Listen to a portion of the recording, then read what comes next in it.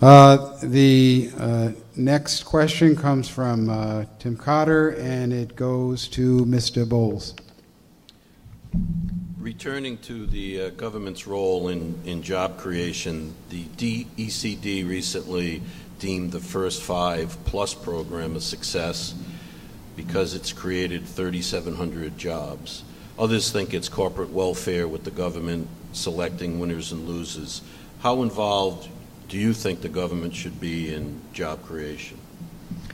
I think we have to be careful with this in this particular area. I think the government has a role, but I think it has to be somewhat limited. I think there has been successes. I take a look at the recent numbers coming out of the Jackson Lab up in Farmington, their growth and their success. I think the government primed the pump there in attracting this company from Maine to come down here and relocate. I think that was a significant development and really has really made our biotech industry robust here again. So I think the state has to be a partner, together with regional council of governments, together with private and public sector sectors to go ahead and really develop this. But the state should have somewhat of a limited role. I think we have not taken the right track in a lot of these areas, and I think we have tended to be a little bit too generous in terms of some of the deals that we've handed to some of the companies. And you have 90 seconds, Ms. Summers, to comment on the idea of the success or lack of the First 5 and the idea of direct involvement of the state in trying to encourage business growth. And you have 90 seconds. Sure. As far as the First 5, if you look at who the companies are, one could infer that it really has been play to pay here in the state of Connecticut over the last few years. I don't think paying $35,000 per job is necessarily the way to go. I would like to see investment in small entrepreneurial companies. I think that the state of Connecticut needs to set aside a pool of money that it can help small businesses get started. Our competing states, Massachusetts and New York, have done this. That's why they're successful.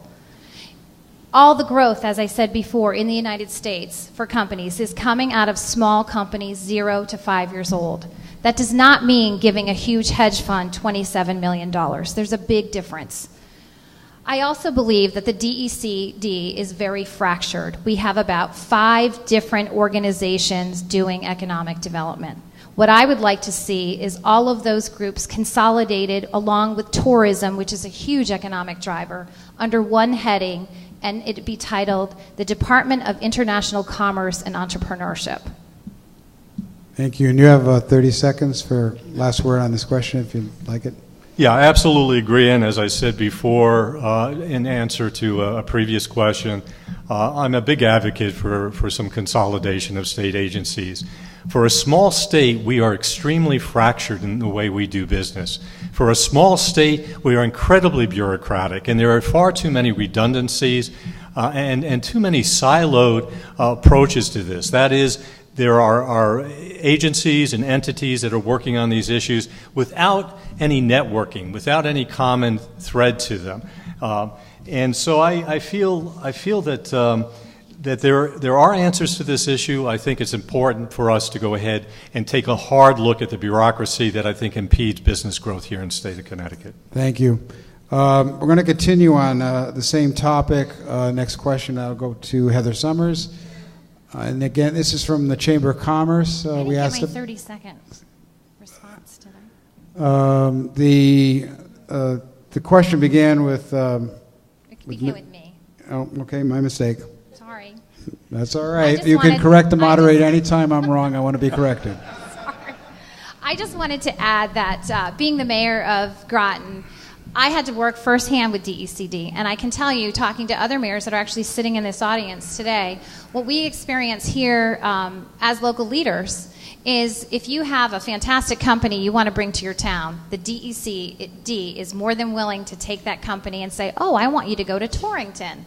So I agree with Mr. Bowles that we need to have a better way to help businesses in Connecticut, because we can't have municipalities fighting amongst themselves to try to bring a business here. The DECD needs to have better communication on the local level so that we can work together to help Connecticut get back on track. All right. Thank you. It's kind of like following a ping pong match tonight. And may I just have... Briefly. Very briefly. That's one of the reasons why I'm a strong advocate for decentralizing some of the fiscal and policy issues that are made up in Hartford. We need to give the local council of governments more autonomy, more jurisdiction over some of these decisions. I was successful in getting the regional council of governments down from 15 to council of governments to 9. I wanted 8, but it never happened. But I think the emphasis that I'm placing is really, again, decentralizing funding and policy issues in the state of Connecticut. All right, thank you.